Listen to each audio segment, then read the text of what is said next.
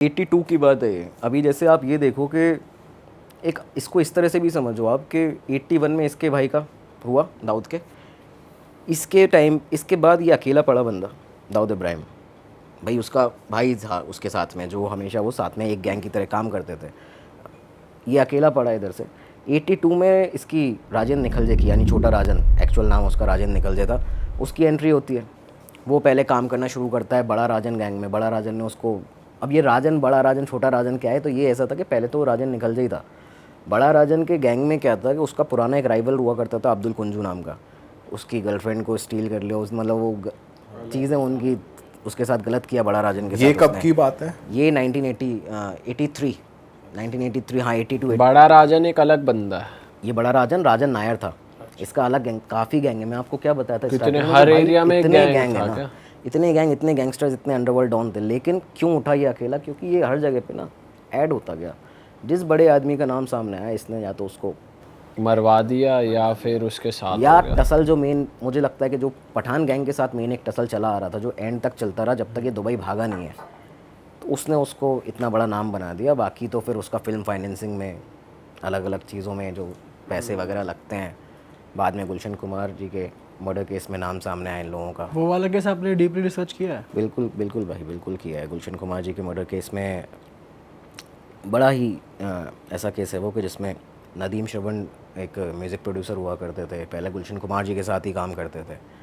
बाद में उन्होंने एक एल्बम बनाई हाय अजनबी के नाम से, तो उसमें कुछ 12 गाने कुछ थे, तो एक उन्होंने रिलीज़ भी कर दिया। उन्होंने, उनका क्या होता था गुलशन कुमार जी का, कि हम आपको रिलीज़ कर देंगे, लॉन्च कर देंगे, टी सीरीज़ आपको लॉन्च करेगी, लेकिन उसके बाद आप एक बार फेमस हो गए, आपका अपना नाम बन गया, तो हम फिर दूसरों को मौका देंगे।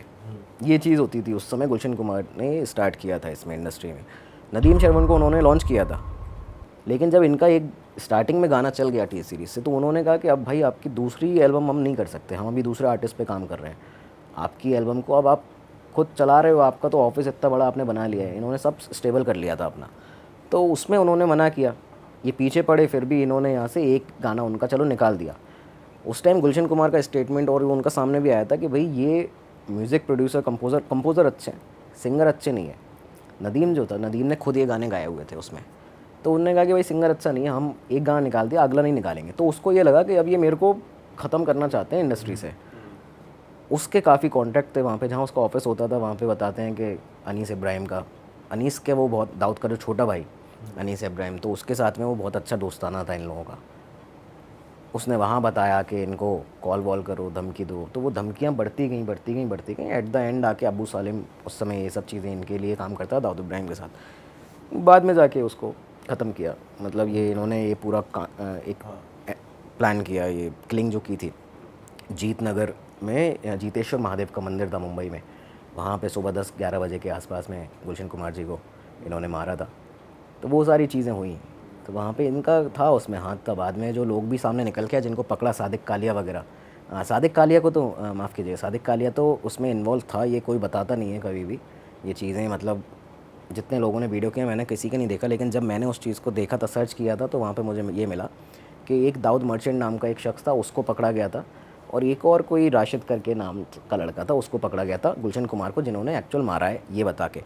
लेकिन बाद में ये चीज़ें बताई गई कि सादिक कालिया एक गैंगस्टर हुआ करता था, जो कि इनका बहुत ही अच्छा शार्प शूटर होता था, डी कंपनी का, उसने किया था ये काम। लेकिन उसका नाम हट जाए इसके लिए दाऊद मर्चेंट को, एक ट्रक ड्राइवर था, उसका नाम सामने ले आए थे।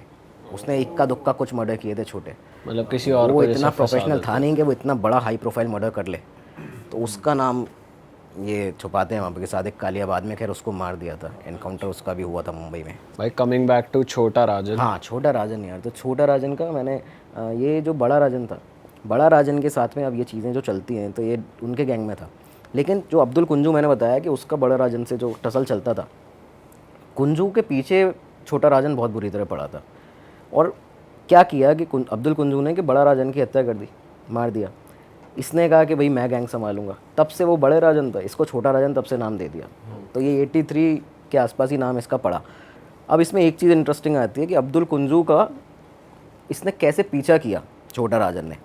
इसने पहली चीज़ क्या की कि जब ये इसको मारा बड़ा राजन को, जो इसका बॉस था गैंग का, उसको, तो ये पहले उस टाइम उसके पीछे पड़ा, इन्होंने बंद करवा दिया पूरा एरिया।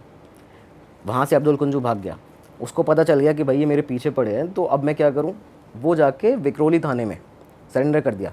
क्राइम ब्रांच के सामने सरेंडर किया था उसने कि जेल में सेफ रहूँगा। मतलब ये बाहर तो घूम ही रहे हैं, पूरे मुंबई में घूम रहे हैं मेरे को मारने के लिए, छोटा राजन। और उस समय छोटा राजन को कोई ऐसा बड़ा नाम नहीं था। ये मैं आपको बता रहा हूँ कहानी कि दाऊद की नज़र में कैसे आया, ठीक है। तो ये विक्रोली में छुप गया अब्दुल कुंजू, ये क्राइम ब्रांच के पास जाके अपना जेल में। वहाँ से अब क्या हुआ कि पता चला इनको कि भाई विक्रोली कोर्ट में इसकी पेशी है इस डेट को। इसने प्लान बनाया कि भाई यहाँ पे इसको मारेंगे। तो पूरा अब्दुल कुंजू क्योंकि जानता था कि अटैक करने वाला है, भाई मैं इतने टाइम बाद जेल से निकलूंगा, तो उसने पुलिस वालों को पैसे दे के अपनी एम्बेसडर कार खुद की मंगा के कि मैं पुलिस की वैन में नहीं जाऊँगा, उसमें जाऊँगा तो ये डेफिनेटली मेरे को मार देगा बीच में। अपनी खुद की कार मंगा के वहाँ पे जा रहा था। रेड लाइट पे इन्होंने लाल बत्ती पे मारा भी, उसमें हिट भी किया। उसकी किस्मत आप देखो, वो तब भी बच गया, दूसरी बार बचा। पुलिस वाले के ऊपर गोली लगी, राजन से फिर मिस हो गया वो, लेकिन इसने फिर पीछा नहीं छोड़ा। ये फिर जाता है उसके पीछे, कैसे कि अब्दुल कुंजू को जब यहाँ पे उस शूट आउट में इसके कंधे पे गोली लगी थी, 15-20 दिन के बाद में एक बार फिर से उसको हॉस्पिटल ले जाया जाता है। जे हॉस्पिटल ले गए थे अब्दुल कुंजू को।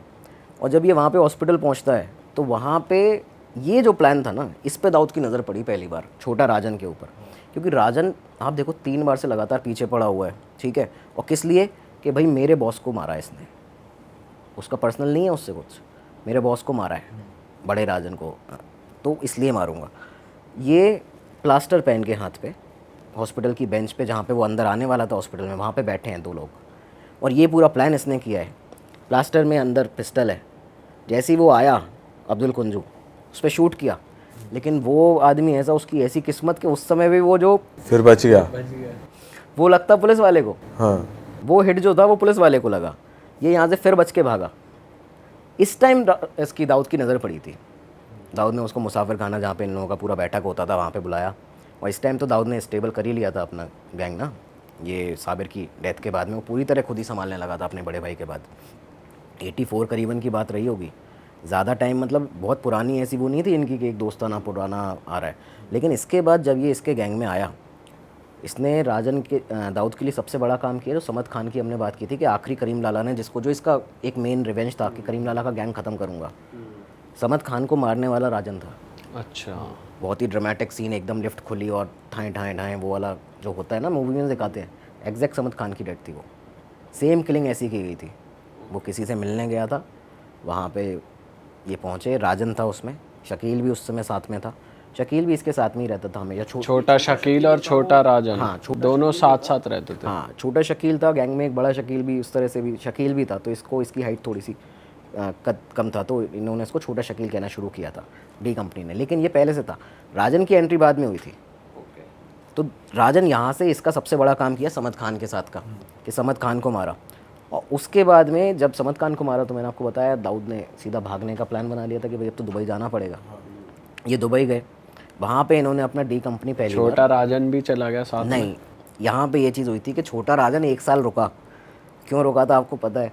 अब्दुल कुंजू अभी भी जिंदा है, तो उसने अब्दुल कुंजू को 1 साल के अंदर में मारा था। वो कैसे मारा था कि वो, क्योंकि उसने उसका ट्रैक नहीं छोड़ा, वो 4 बार बच गया था उससे। वो फिर से एक बार उसको पता चला कि ये भाई यहाँ पे चेंबूर में एक ग्राउंड में क्रिकेट खेल रहा है लड़कों के साथ। और अब उसने भी सोच लिया कि भाई अब नॉर्मल हो गई हैं सारी चीज़ें, 2 साल निकल चुके थे इस चीज़ को। उसने कहा कि ये इसमें यहाँ पे क्रिकेट खेल रहा है, इसको खबर लगी। ये सारे के सारे वही पैड वगैरह ये सब अपना जर्सीज पहन के गए, उसको वहाँ बुरी तरह इन्होंने ख़त्म किया। ये फाइनल इसने 86 में ख़त्म किया है अब्दुल कुंजू को। मतलब 83 से लेकर 3 साल तक ट्रैक लगातार उसका कर रहा था।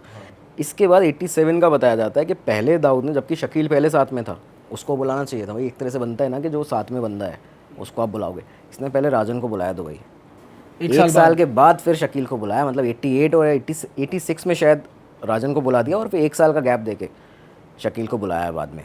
राजन ने जाके वहाँ पे, उसको कहा जाता है कि दाऊद का ब्रेन, डी कंपनी का, मतलब एक कॉर्पोरेट स्ट्रक्चर जो था। अभी तक तो भाई ये एक तरह से गैंगस्टर्स वाला काम कर रहे थे ना, ऑर्गेनाइज क्राइम, अंडरवर्ल्ड, ये सारी चीज़ें इन्होंने बना दी थी। लेकिन डी कंपनी जो बनी, और D company is equal to Dawood company, उसका और कुछ इनका वो नहीं था। उन्होंने सीधा लिया था, वो अपने स्टेटमेंट में भी बोल चुके हैं। छोटा शकील ने स्टेटमेंट दिया कि हमने डी का दाऊद लिया और कंपनी बना दिया।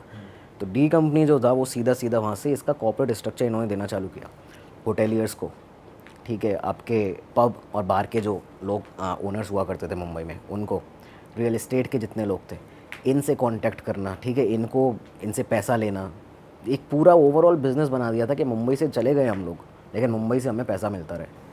कंट्रोल हम ही कर रहे हैं, कंट्रोल हम करें, फिल्म में हमारा कहाँ कहाँ पैसा लगेगा, किसको क्या करेंगे ऊपर से, क्योंकि दाऊद हेड था डी कंपनी का, तो इन्होंने कराची जो माफिया है, कराची माफिया बहुत ख़तरनाक है, मतलब बहुत ज़्यादा। मेरे तो वीडियो के नीचे कमेंट आते हैं कि आप सर इधर मुंबई वाला कवर करते हो, एक बार आप कराची वाला कवर करो, आपको तो उधर लोग मिलेंगे जिन्होंने 400 मर्डर किए ऐसा। तो कराची का मुहाजिर माफिया है एक, तो इन सबको इसने, छोटा राजन ने टैप करना शुरू किया कि आप भी साथ में डी कंपनी के साथ काम करो। कॉर्पोरेट स्ट्रक्चर ही उसने बनाया, उसको कहते थे कि वो दिमाग है, दाऊद का ब्रेन है, तो ये सारी चीज़ें थी, उसने बनाया करा पूरा काफ़ी ज़्यादा, मतलब तो वो इस तरह से साथ में आया था इन लोगों के। तो ये पकड़ा कैसे गया वैसे छोटा राजन? पकड़ा तो यार ये था इन लोगों का और पहले से आता है, 93 ब्लास्ट के टाइम से ये बात आ जाती है, मतलब 93 ब्लास्ट से ये पहले ना, अगर आप देखो कि 1992 में ये 86 में गए हैं, 90 तक स्टेबल हुए दुबई के अंदर, इन्होंने अपना डी कंपनी बनाया नेटवर्क। 91 में लोखंड वाला हुआ शूट आउट, लोखंड वाला शूट आउट 91 हुआ, उसके अगले साल जे हॉस्पिटल का शूट आउट होता है। ये बड़ा इंटरेस्टिंग है, जे हॉस्पिटल में क्या हुआ था कि एक तो अरुण गवली गैंग ने उस टाइम पे यहाँ पे हसीना पार्कर जो इसकी दाऊद की बहन हुआ करती थी, उनके पति को इब्राहिम पार्कर को मार दिया था अरुण गवली गैंग ने, उसका बदला लेना चाहता था दाऊद इब्राहिम। अब ये दुबई में था, मुंबई में होता तो हो सकता था वो जल्दी कर लेते इन चीज़ों को, और वो खुद से करवा सकता था, ये वहाँ पे था और छोटा राजन सारा काम संभाल रहा था।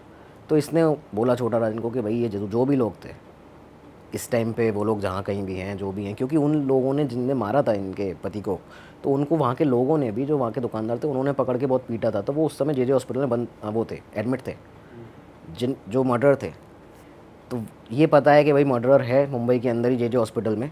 तो दाऊद को एक गुस्सा बनता जा रहा था दिन पे दिन कि भाई ये छोटा राजन जो है ये काम ये करा क्यों नहीं रहा, मतलब जे हॉस्पिटल में है। तो उसका ये था कि भाई हॉस्पिटल से निकल जाएं बाहर, वहाँ पे सिविलियन भी होंगे, काफ़ी सारे लोग होते हैं, हॉस्पिटल के अंदर शूट आउट करना मतलब मैं कहता हूँ सबसे बेकार गलत चीज़ है यार, क्योंकि मरीज़ वहाँ पे हैं, आप तो निहत्तों के ऊपर भी नहीं, आप तो मरीज़ों के ऊपर फायर कर रहे हो, वो वाली चीज़ तो वो सबसे गलत चीज़ है। तो राजन का ये था कि यहाँ से निकल जाएँ शूटर्स, उसके बाद इनको हम कहीं भी नैप कर लेंगे, ख़त्म कर देंगे, एलिमिनेट करेंगे। लेकिन दाऊद को उस टाइम पे ये कहा जाता है कि शकील ने कान भरने शुरू किए थे। अच्छा, छोटा शकील अगेंस्ट राजन के, उस टाइम इसने कान भरने उसके शुरू किया। और साथ में ये जो शेट्टी था एक, साधु शेट्टी नहीं था, ये दूसरा एक और सौत्या कहते थे, सुनील सावंत एक और वहाँ का गैंगस्टर था जो कि इनके पास दुबई जाता था, मुंबई का ही था, मिलने जाता था। उसने, शकील ने, इन लोगों ने कान भरने शुरू किए कि भाई ये आपका बात नहीं मानता है, ऐसा ऐसा कर रहा है और हम कर देंगे, हमें दे दो चांस। शकील का वो पहला काम था एक तरह से जो दाऊद ने उसको प्रॉपर दिया है कि हाँ चल ये काम आप कर दो। और उसके बाद उसने जो काम वहाँ पे किया, इतनी कहते हैं कि मतलब बहुत ही जल्दबाजी का काम था वो। हॉस्पिटल में जाके 250-300 राउंड फायर किए इन लोगों ने, AK-47 का यूज़ किया गया हॉस्पिटल में यार। 1992 जे हॉस्पिटल शूट आउट अभी तक मतलब बहुत ज़्यादा, आप कभी पढ़ोगे ना उसको तो बहुत है उस पर। अरे वाह, आपने ये वीडियो यहाँ तक देख ली भाई, तुमने हमारी मेहनत सफल कर दिया, तुम ही लोग हो असली रियल हिट। और अगर आपको बहुत मज़ा आ रहा है ऐसी क्लिप्स में, ऐसी वीडियोस में, तो फटाफट जाइए प्लेलिस्ट पे बिंज वॉच कीजिए और सारी वीडियोस देख डालो और मौज काटो। दैट इज इट, हम मिलेंगे नए पॉडकास्ट में, नए क्लिप में। Till then bye bye, see you, take care, do subscribe.